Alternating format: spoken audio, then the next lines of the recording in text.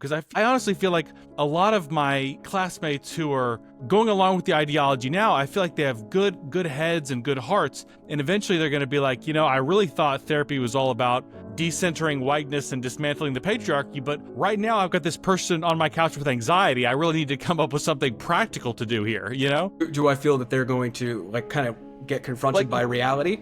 What's the word?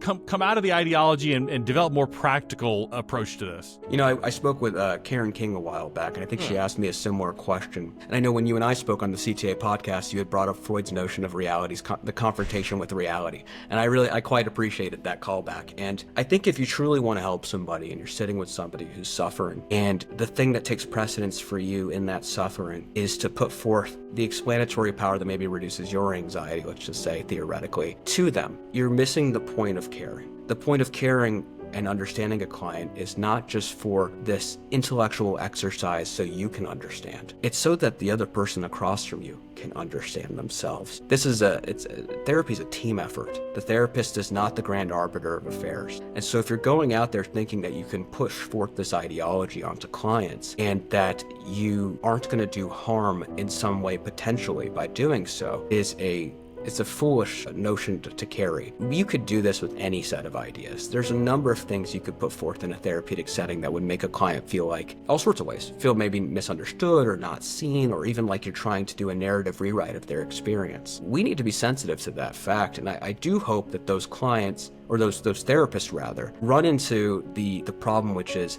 sometimes when a client does feel that, they might leave and they might not come back to therapy. And it's when a client leaves therapy and you don't understand why, it's a good opportunity to do some self-reflection of your own. What is that I was putting forth or doing in the room that might have lended itself to this termination would be a really good question.